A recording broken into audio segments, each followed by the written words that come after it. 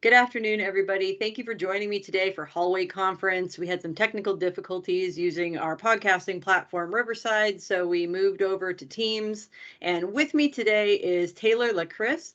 Taylor's a data analyst, and she's been in that position for about 10 years. We met on Twitter about 2 years ago when Taylor was fundraising for the Run for Women in Winnipeg, Manitoba, where I, of course, was born and raised. So Taylor and I have never actually met in person, but we started talking when she was going through a challenge where if she raised a certain amount of money, she was going to wear a weighted vest to run the 10K Run for Women.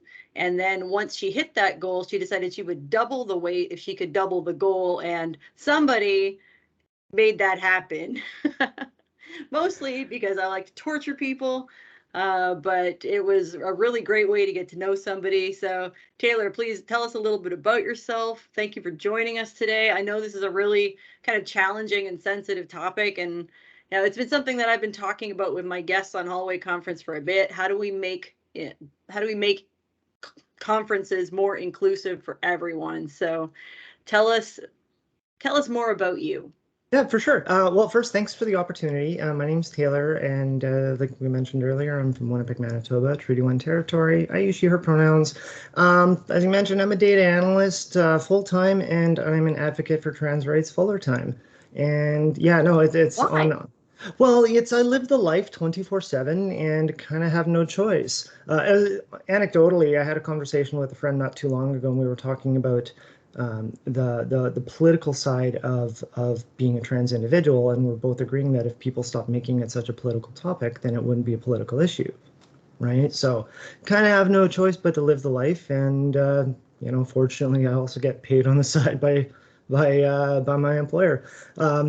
Again, thank you so much also for supporting during the Run for Women. Just for anyone curious about that I had a challenge to wear a 20-pound weight vest to run 10K, and because the run was shortly after my 40th birthday, I decided to double the challenge, that if I doubled my fundraising goal, I would wear 40 pounds in respect to my 40th birthday, which I did. And things that were not planned for was the temperature being, I don't know a Fahrenheit conversion off the top of my head, but we were close to 30 degrees Celsius, and I'm pretty sure the humidity was about 120%. And it was a day, but I was really, really grateful to just have the opportunity to do that fundraising. Otherwise, yeah, no, it was great to be able to meet you virtually and still just maintain some friendship and camaraderie since. And I really appreciate the opportunity to talk about this. I know it is in principle a sensitive topic. I know myself that I'm rather transparent about these conversations, which is why this opportunity is great. And I think that's a really good way to preface this conversation on two things, where we're going to discuss about inclusion at conferences. And there's a lot of intersectionality on two parts, where there's a lot of intersectionality about trans inclusion, which can be really visualized as parallels to other sorts of vulnerable communities. And then it's also not just about conferences, right? Because we can look at any other sorts of events, and even when it comes to the workplace, or when it comes to so on and so on and so on. So even though that our discussion is going to be focused on one thing, this is an incredibly broad topic, because you can just plunk the conversation into a different ecosystem and generate those same types of results. And as we mentioned about it being sensitive, carry mindfulness about this discussion, because I'm able to have these types of conversations. I'm comfortable having these types of conversations. Not everyone is comfortable having these types of conversations, because sometimes it's not easy. I was speaking to a doctor of all things, or pardon me, not a doctor, a director of health services, I guess is what the title was, on Monday. And during our conversation, because there was an oopsie, and I announced the oopsie and explained my displeasure about said oopsie, that trans individuals, for example, when they begin transitioning, it's not a choice or a decision. And I don't want to introduce things in a sense of morbidity, but I'd like to just get that clarification there. It is an act of desperation, because society is not allowing us to be who we are, and we keep getting pushed into boxes, and we have to stand up against the world so we're allowed to be ourselves. And for many people, that is a very traumatic event, and just continuing to step forward is a lot in itself. So you're right. It is a sensitive topic in principle. I'm really excited to talk about this, and we'll have at her. Well, we've had a couple of conversations just through the course of our friendship, and I'm always saying to you, like, can you not just like take a day off? Can somebody else handle it? Like, there's an extraordinary amount of stress that comes with advocacy, especially when you, as you described earlier, have to live the life 24/7. And you are constantly reminding me that you can't really take a break from it. Yeah.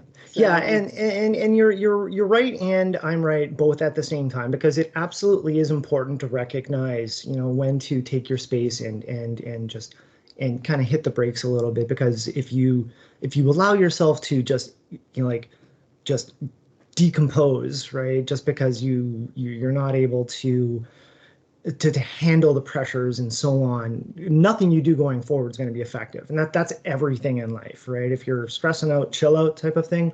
It's just at the same time that when it comes to being a data analyst, it's not the same as just taking an email and shoving it to the side till the next day, or taking a 3-day holiday and I'll just get back to it when I come back to work on Monday. Because and I'll do a really gentle plug. Actually, this will be a hard plug. That I've got a YouTube channel where I do some Q&As and just some advocacy videos and whatever as well. But the most recent video that I uploaded today on March 31st was about trans-day visibility, and in that, part of the conversation is about what's happening in the world around us. My reach is only as far as I can get, and I do the best that I can to influence the people who I can reach. But that is nowhere near as significant as the reach that many states, countries, like we're looking wherever in terms of decision makers, elected officials, organizers, and so on. Their power and platform is so much stronger than what I am able to do. So if every day that I take a break, that machine is still pushing back, right? And so that's kind of the you're right, but I'm right type of thing. And the solution to that is that if I take a break, someone has to step in, right? Because if I stop and no one's helping me out, then all that means is now I got to start again, but farther behind. mhm. So I was wondering if you would like, you've been to conferences, you've been to events, you've been out of the house, not much in the last 2 years, granted, but tell everyone what it's like for you to go to an event that isn't focused around inclusive activity.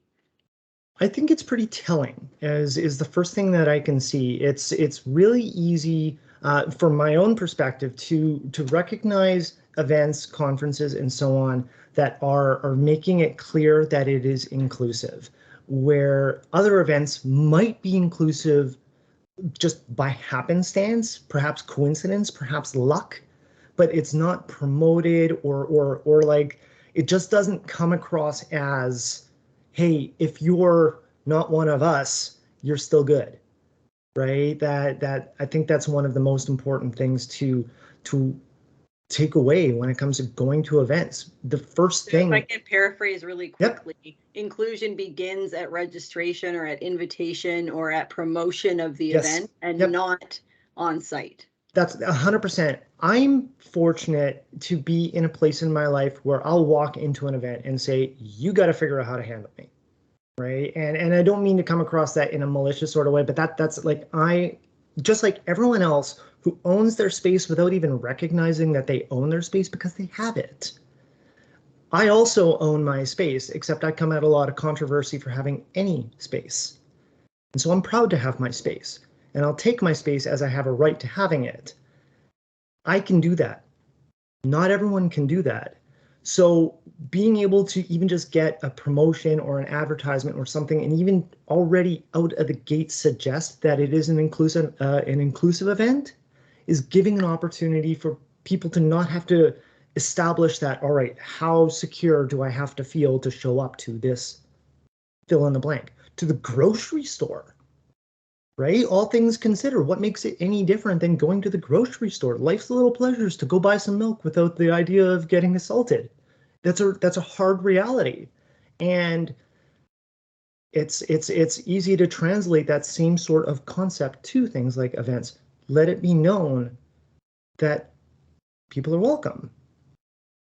And how would somebody do that? Like just from the very beginning, how would somebody state clearly either on the marketing materials that they're using to promote the event or, on the registration form, like what kinds of questions would they need to ask or what kinds of things would they need to clearly state in order for you to say, hey, here's an event I would pay to go to, or For here's sure. an event that I would pay to sponsor as a trans individual. For sure. There's two ways we can approach this. If you're new to doing something like this, wherever you are, there are good odds of having a social or community system that can offer those services. In Winnipeg, the one I can think of right off the top of my head would be Rainbow Resource Center.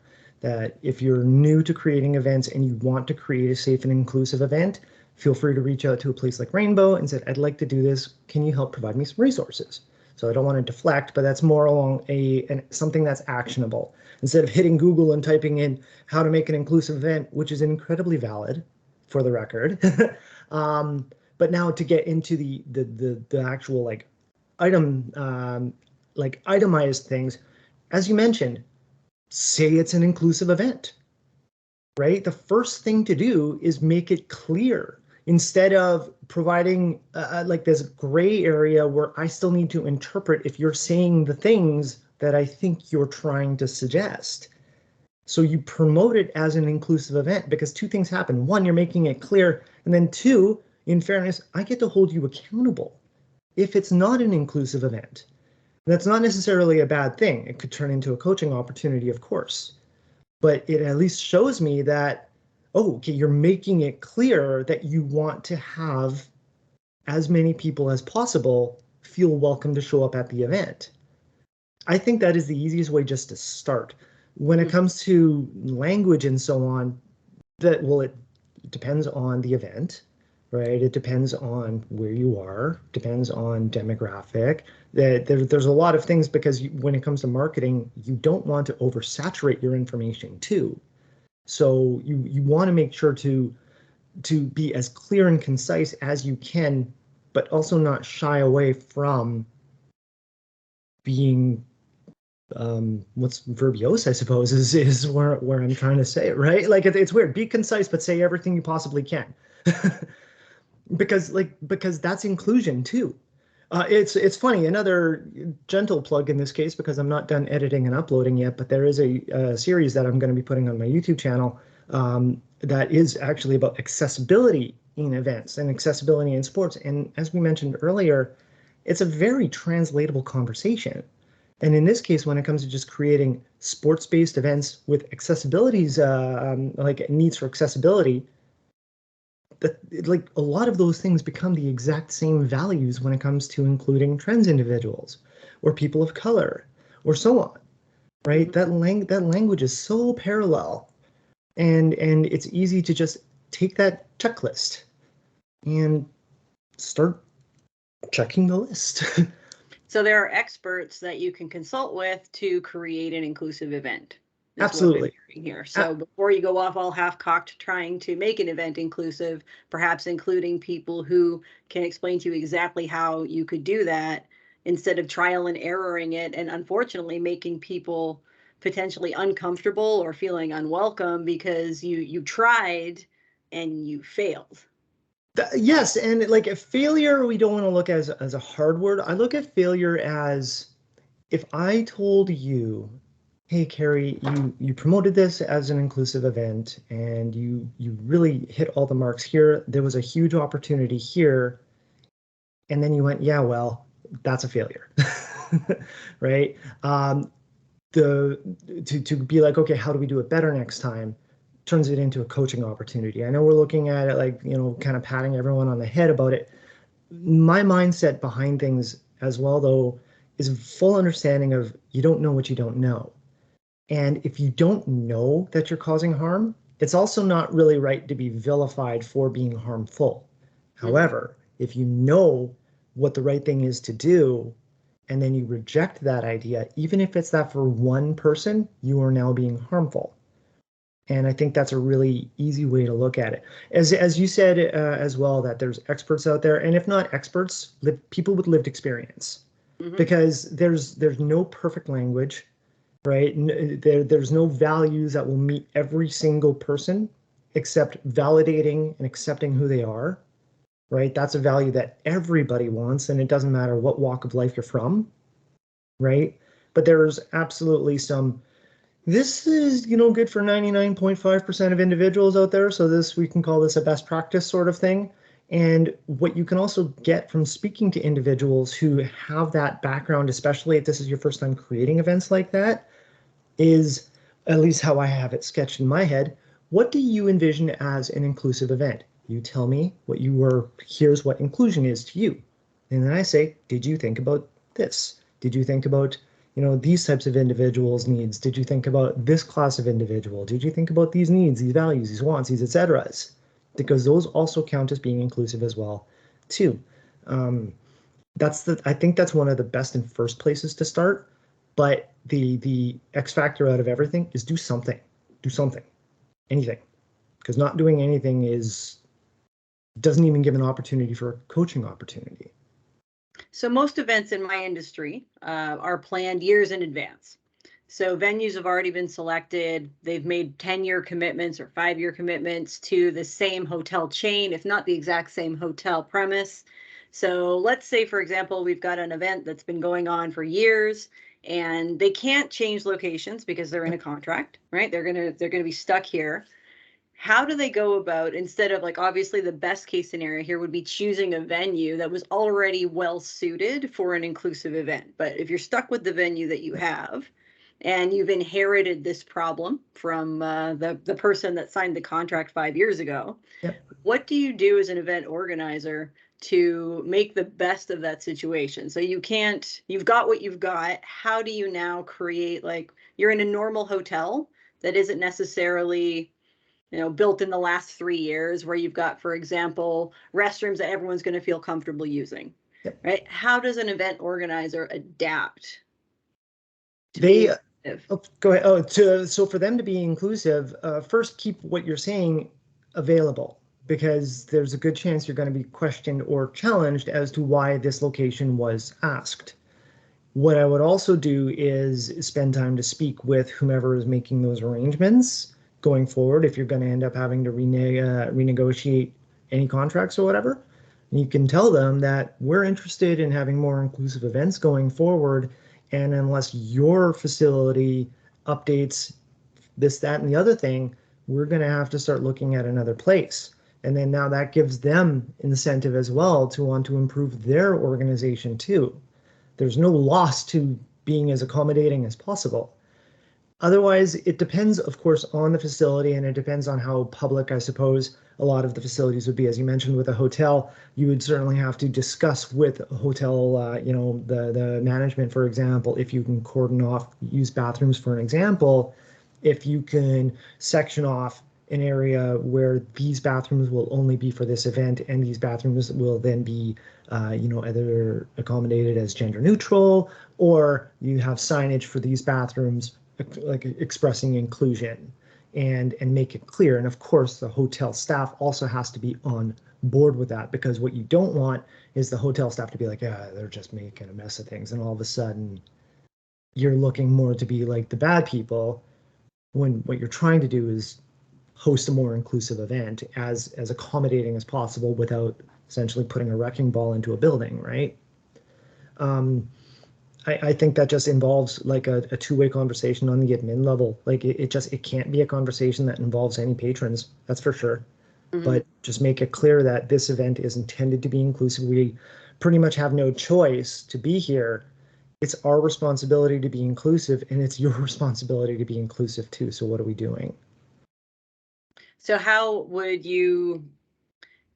you train your event staff, for example, in this case? So you're even, and I'm thinking like 5 years ahead, 5 years from now, when everyone's renegotiating their contracts for events, no problem. But right now, we're kind of stuck with what we're stuck with. So from kind of that point moving forward, let's say the next 5 years, we're all stuck in the venues that we've all Yep. paid to accommodate us in our events for the next little while. what are the first things we need to think about as far as like we talked a little bit about what do you do to make sure people know that your event's going to be inclusive and that you will be supported at the event and that we will protect your safety. We will keep the fact that not everyone is going to be the same in mind at this event. What happens when you walk in the door? Like, what are you expecting from an inclusive event when you arrive at the venue?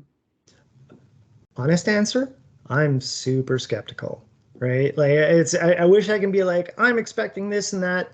When I when I see something say it's an inclusive event, the first thought that I have is, how inclusive is inclusive, right? Or it's going to be inclusive until when, right? Or should there ever be any situation or controversy? Is this on me to go ahead and take care of, or is someone actually inclusive, and so on? So that legitimately is my first thought when it comes to these types of things. As I mentioned earlier, I'm grateful that I can own my space so that I can, get through the scenario. And I'm not saying it's always easy, right? I'm not saying it's an easy thing. I know I'm a visibly trans woman, right? I use the women's washroom. I am prepared for controversy, but I still got to go to the bathroom, right? Just life's little pleasures, right? Mhm. And it's stuff that is in my head, and that's stuff that not many other people really need to think about. No, I And was just saying, like, even at a conference, I could probably walk into the men's bathroom without anybody batting an eye, use the people toilet, would cheer and you leave, and on. nobody even cares. When she's like, well, man, I'm gonna date myself now, but like just thinking about in a past life when I'd be going to the bar or whatever, and there'd be like a must have been like 2.5 mile long lineup to go into the ladies' washroom. Right. So like girls would just be going into the guys' washroom. The guys, hey, Yeah. that so like yeah, whatever. But no, it's like it really shows a it's good until it's not with far too many people, and the only way to counter that, that policy is what you were talking about. How do you make sure your staff are trained for it? So as I mentioned earlier about systems and so on in the communities that offer regular training, offer courses, offer resources, offer whatever, is get involved with learning more. The organic understanding is possible, but it's not reliable because you want to assure that there are people who literally sit down, get the handbooks about what to do. Sometimes it doesn't even matter about understanding why the things have to be done. It's just do the things as they need to be done because they need to be done. I don't question why there's a speed limit on the street, right? Like I understand why there are speed limits on the streets, but I'm not interested in the conversation about why they're that way. But I know that if I'm going to be driving and the speed limit is X, the speed limit is X because the speed limit is X. Those are the things we need to know. So what you can also do when it comes to making sure that your staff is trained for those types of events is also be mindful about your staff, that you like that if it's 5 years away, for example, that is 5 years to assess the position of that staff member, to know if they're actually an individual willing to be an ally, if they're willing to be supportive, right? Because it is so easy to just turn your back on something and say, I didn't see it, when you not don't care about it, you insist to not want to draw attention to it. So those would be two ways that I would look at it, and not even just about the local services like I was talking about as well. There are tons of online courses available for those types of things too. Lots of organizations offer Zoom calls and so on, full out meetings. Take advantage of those. Some are free, some aren't free. Doesn't matter. You're going to hear lived experience from people, and if that doesn't inspire you to just want to try, the least it could do is inspire you to know to create a more inclusive event, because more inclusion means more people. More people is typically more profit, right? Like there's no loss by striving towards inclusion. Mhm. It's a factor that's paid attention to by many organizations, many investors and whatnot too.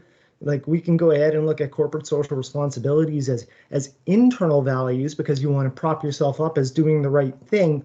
I'm drawing a blank on it right now, but I believe it's EDG is a measurable standard that investors and organizers will look at other organizations and facilities and companies and see where they stand, where their interaction, where their engagement, where their priorities are, to know whether or not they want to choose to do business with them in the future. There are measurable, tangible values. So when it comes to how to teach, start again and observe and don't hope. Don't hope, right? Because if you hope for someone to do the right thing at the right time, you're putting the responsibility on a victim of abuse to be able to cope with it because of an oopsie doodle. So you're essentially saying that the event is making it your problem, that they didn't create an inclusive space, versus owning the fact that they didn't prepare to have a diverse attendance base at their event. That's right. And it's like it might sound like it's a lot of things to pay attention to, but when you realize that after you do it the first time, that checklist, even though the checklist is going to be the same, it becomes so automatic going forward. And then once you learn more things, that checklist might be a little longer, but it's just automatic again, and so on and so on and so on. It seems overwhelming when you're doing it the first time because it's an ethical responsibility now, right? As opposed, like, this isn't a trend. This is an ethical responsibility. So it feels overwhelming to get involved in creating inclusive events, but this is the direction. And it, like I said, it's first supported by individuals who just like to be treated like people, right? Life's little pleasures. And then he gets rewarded with profits, if you want to look at that angle too. There's no negative that I can perceive that comes with planning ahead ASAP. Because what you were saying right there, it's one of the key factors of allyship.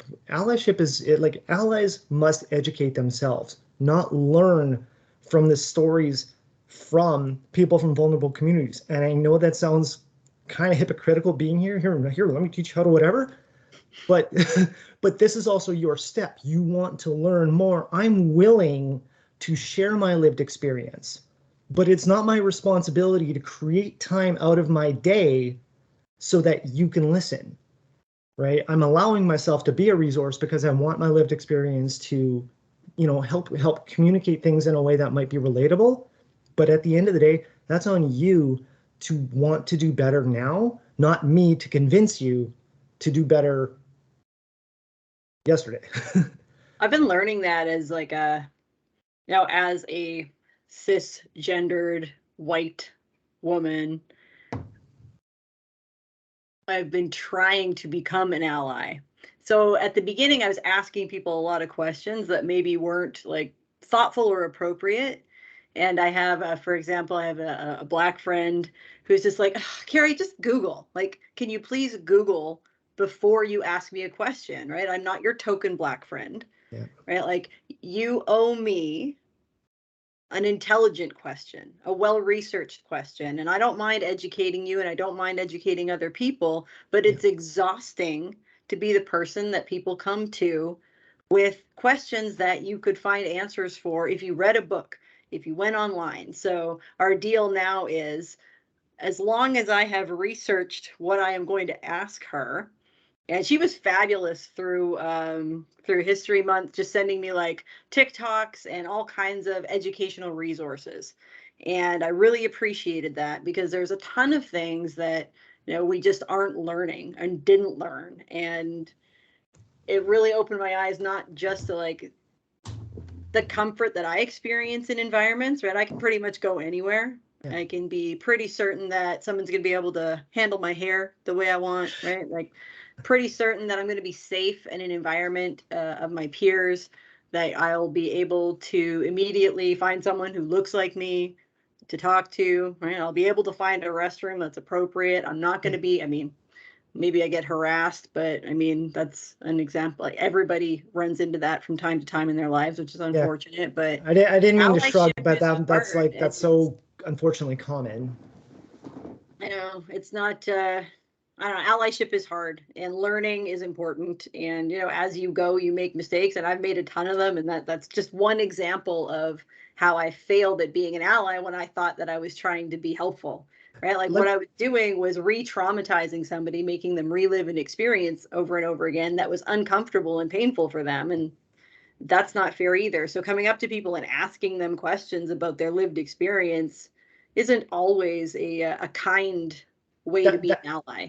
Exactly. And it also has to do with framing as well too, because again, that we don't know what one's capacity is. I don't mind, as I mentioned, answering questions. I do mind answering the same question to the same person. I definitely mind there. I also mind when people are like, "Oh, well, Taylor, we've known you for years. We can just ask us." Well, no, we can't, but I'm going to, because then that gives me a chance to also educate you on, don't ever ask me a question like this again.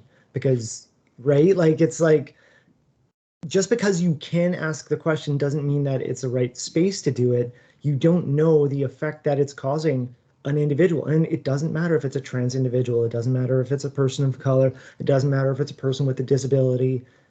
There has to be mindfulness on the other individual. We're not walking museums. Yeah, I mean, in my event is primarily older white men, right? Like that's pretty much the industry I work in. And I'm not saying that to be shitty, like that's just the demographic that we're in. Well, And here I'll balance you. I'll balance you with that just while I have a moment, because I know I'm going to share this with peers of mine too. So this will just be my eat the rich plug.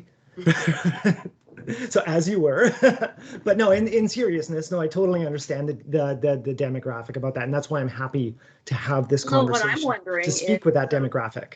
you have these people who may have never met, like maybe they have never met a trans person in their entire life, right? Like I grew up in Winnipeg too.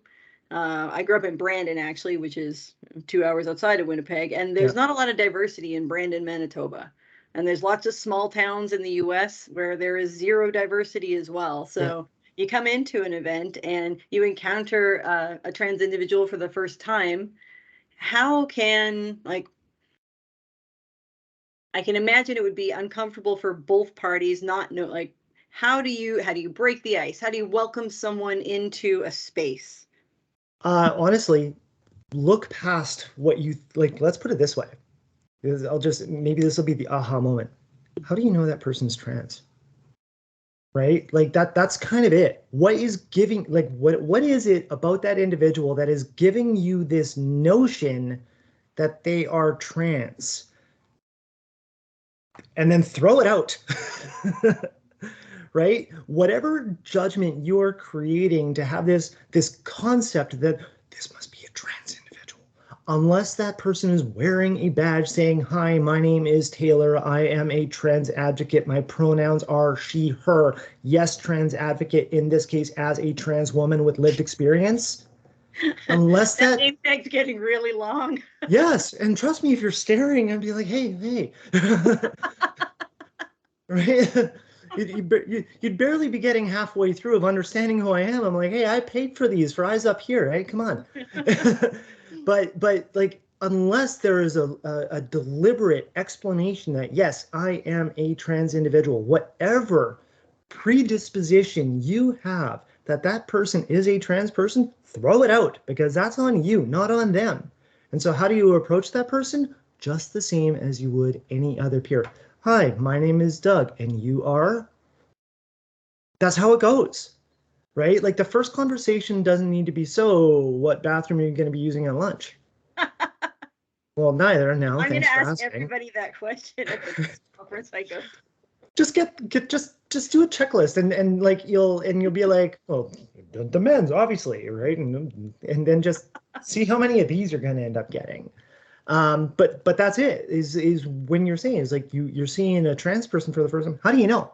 Because how many trans people have walked past you and you would never know? There are so many trans individuals that suffer extreme violence because they live in it's a word I am not a fan of. I want to make this explicitly clear. I do not like the words like passing and stealth because it gives this concept of almost like espionage or whatever, of like sneaking around society. But it is a way to exist in society without what would be considered identifiable features that don't align with the gender identity that they are presenting with, right?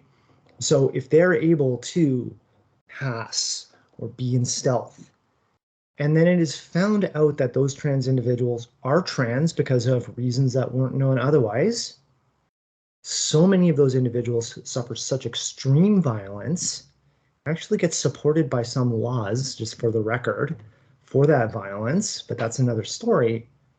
So just as much as you might think you might be meeting a trans person for the first time, think about how many trans individuals you've met and you would never have known. That's how I would kind of approach it. Talk to them like you would So, talk I to mean, you anyone mentioned else. earlier that you're very comfortable in your own space. Yeah. And so, what I'm imagining is somebody who isn't necessarily as comfortable, who may be going to their very first event, right? Like, so they have a new job, and part of that job is travel and conference attendance, and they've never been able to go outside their comfort zone and do that. Yep. How, like, they're like, I understand what you're saying about just like talk to somebody like everybody, like anybody else.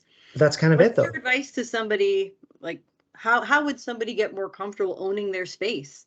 Treat me like you would anyone else. Like No, I'm it's, asking you for like if I was anxious about going to an event for the first time and I was oh, trans, oh, how okay. what would your advice be to me to like just to own your space, fit in? How do you do that in a way that's not Oh, that's a much longer conversation. we only have like 5 more minutes, but Yeah, no, but in seriousness, to convince a trans individual to be comfortable in their space is getting them to convince themselves that they're safe in life. Is pretty much how it goes. And one of the best ways for a trans individual who is really apprehensive of joining or meeting an event is to have that event do all of those steps necessary that we were talking about earlier mhm. so that they don't have to second guess their safety. Safety is the first one. Safety is 100%. Acceptance is second, because remember, a failure of acceptance increases the risk of being unsafe. Safety is always the number one factor, and that goes back to training the staff about not only just recognizing transphobic activity, but mitigating it and assuring that there is a safe space for that trans individual to still feel welcome, to know that it's not their fault, right? To know that that was absolutely not intentional, to know that there were practices put in place and you thought you did what you were supposed to do to assure that this wasn't going to happen, right? I'll use bathrooms again as a perfect example. Something that I would recommend if I was organizing an event is 100% have a staff member not terribly far away from the washrooms, because if there was to be an individual who is very bigoted to a trans person who just wants to take a break after having a lot of coffee, and they're getting screamed at or yelled or whatever, possibly even thrown out of a bathroom because for some reason people think that's okay, that staff member has to be there, not needs to be found later. That Mhm. staff member needs to be there immediately to intervene, right? And show that that trans individual has just as much of a valid space in those facilities, pardon the pun, right? But like in the entire facility. Realistically, how I feel about joining an event is still ultimately down to me. Mhm. There's absolutely nothing you can do to be like, this is 100% good, 100% golden. It cannot go, every single thing on the checklist is good. And you can affirm that to me up and down the street. It's still up to me to trust you. Well, we even talked about things like you got to get on a flight to go to the Yeah, event. So yeah, if you're not feeling safe and comfortable flying, you're never going to make it to the event to begin with, right? If you're yeah, not feeling comfortable just leaving your apartment to get a taxi or to yeah. go on the subway to get to like there's so many points of failure for you That's right. between planning to go to an event and actual execution of that event. I That's right. just can't even imagine how, Well, challenging it must be. let me share a pair of analogies with that. I remember you invited me to a couple places, as a matter of fact, and it was really frustrating, I guess is a good word to use, because it was frustrating, right? Like we were discussing Mexico, Jamaica, and both of those, I'm like, I can't. I would love to go.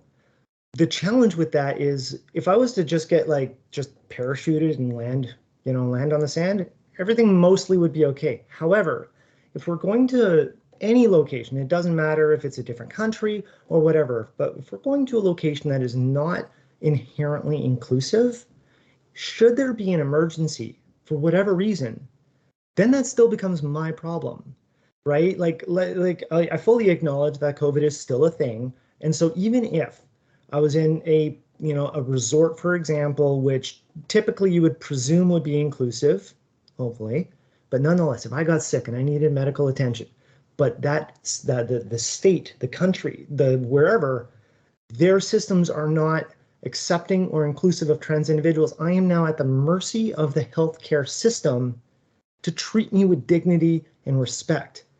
If I'm on the street and an authority in a state, right, or a country or wherever chooses to apprehend me for standing, I don't know, but they want to find a reason to go ahead and identify, hey, you look like you're trans, so I'm just going to go ahead and make things really difficult for you. I am now at the mercy of the law enforcement and legal system for existing, right? And those are like extreme things to look at, but they're not unrealistic as well. And so an analogy that I tend to use, I have significantly more safe days than unsafe days. There's no question about that. More safe days than unsafe days. However, let's use the idea of driving a car. If you go ahead and you have any sort of car incident, you rub your tire up against the curb, right? Or well, in Winnipeg, I think still, right? The windows will still be frozen, or whatever. Even the most minor things, a tiny little fender bender. Sometimes you get into a larger accident, but those are all incidental oopsie doodles. But more often than not, you can drive and everything's fine. For me, those unsafe equivalents is getting T-boned by a bus every single time, right? Like that's the difference. Should there be a compromise of my safety, my security, my well-being, my belonging? They're intents of hate, right? And the coping is an individual thing, but the act of hate is the same across the board. So that's kind of the analogy that I use. It's, some people might just have an accidental fender bender or whatever it would be. I get hit by a bus and then I cool off for a week, then I get hit by a bus again. So that's why when it comes to showing up at the location, that's the responsibility of the event holder to be mindful of. This isn't just, hey, we want more people. We want people to show up and feel safe. We want people to show up and feel welcome, to feel like they belong. They're wanted, right? Which is a totally different conversation than just putting signs up on the bathroom saying, hey, everyone can use whatever bathroom they see fit. Well, I mean, the bathroom seems to be the easiest problem to solve, really, in this. It's like everything's easy. Like I advocate about it in sports. That's my passion, is advocating about trans inclusion in sports, and everything's easy. You just change the rule. Here it is. What's difficult is standing up for it.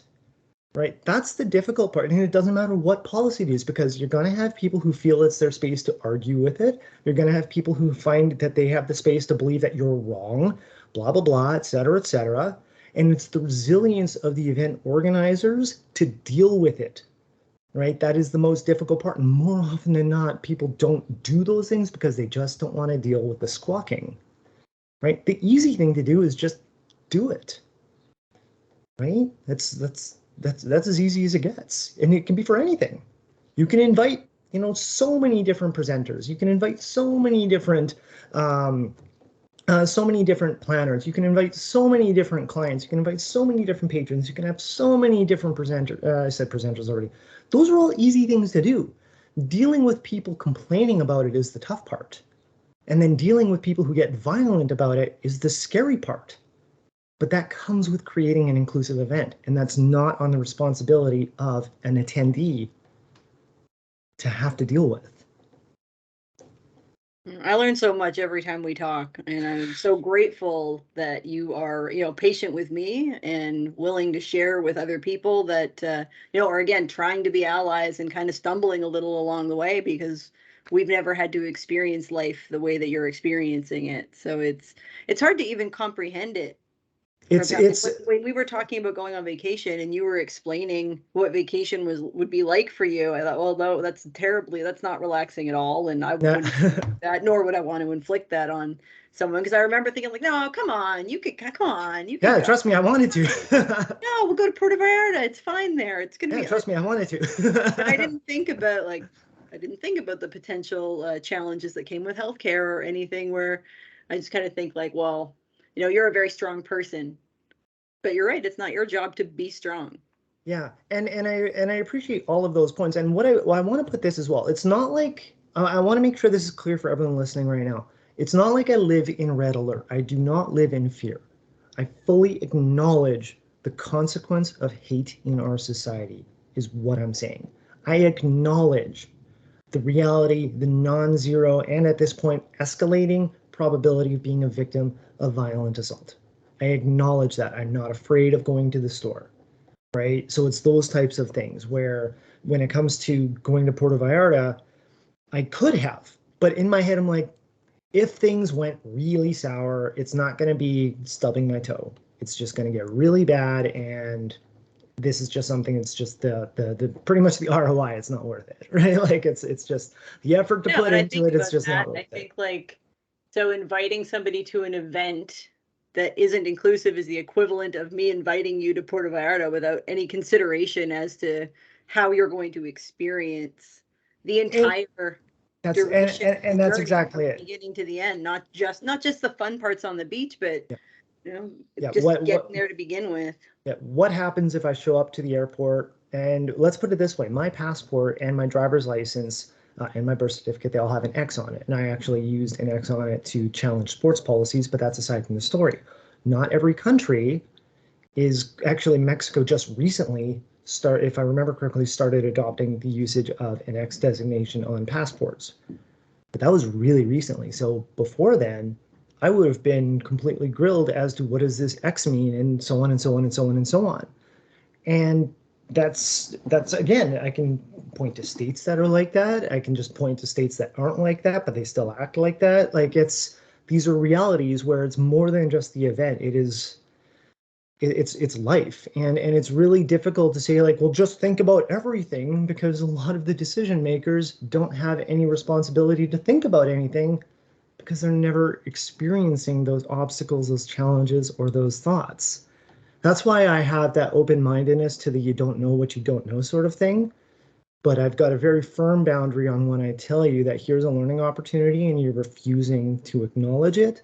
That is a completely different story, because now you know, and now you're being defiant, or now you think I'm wrong. Now you think I'm over exaggerating. Now you think I'm just trying to go ahead and squawk because I'm bored.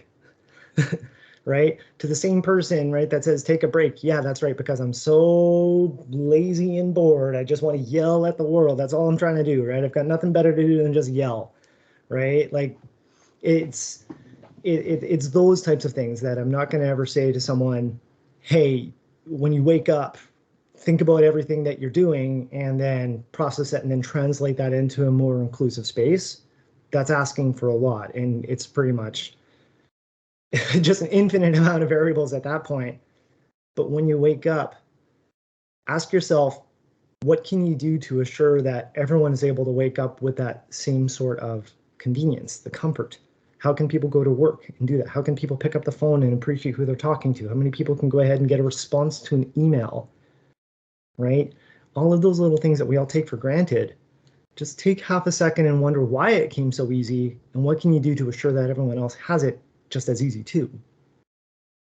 Do you want to spend a minute and just share how people can learn more? Like share your YouTube Sure. address and other ways that people can connect with you and Yeah, learn from you. I know that you post content very regularly. yep, no, absolutely. I post uploads weekly on my YouTube channel, so youtube.com/Taylor Lakhryst. I also have a link tree just that you can find me doing some fundraising, wink. And I donated today. oh, awesome, cool. I haven't checked my emails yet, but thank you again. By the way, I'm not wearing a weight vest this time. No I gimmicks for know. this. Yeah, no gimmicks for this run, because I don't know if or I pretty much don't know when a basic day surgery is going to happen, so I don't want to overcommit to anything. So thank you for that. But yeah, you can also check out my link tree. What is it? linktr.ee/Taylor Lakhryst. That's just got everything consolidated. That's an easy way to get a hold of me. If you have any questions, please don't hesitate to ask. No, and going to what you were saying earlier, Carrie, if I may, really quickly, when you're talking about, you about allyship and questions, I also learn from the questions that people ask me, because I get an understanding about where they are and where their understanding is about trans individuals. That's why I'm open to answering questions like that. I know malicious questions, and I don't bother entertaining things that are blatantly bigoted, right? But I have no problem having like open-minded discourse with someone who just wants to learn more because they truly have no place to start. 100% open to stuff like that. So those are two easy ways to check it out. Like I said, I do upload content weekly, so please don't hesitate to check out my channel. Sometimes it's yelling and sometimes it's not, but I always like to say it's fun. And otherwise, yeah, no, if there's something that you see my nose in, it's probably involved in sports and just trying to help places be a little more accommodating, a little more inclusive. I'm never asking anyone to, flip a mountain or anything like that, but just hear us when we're speaking. That's all we're really asking for at this point. Well, I appreciate you spending an hour, actually like 2 hours with me today, because we had to figure out how to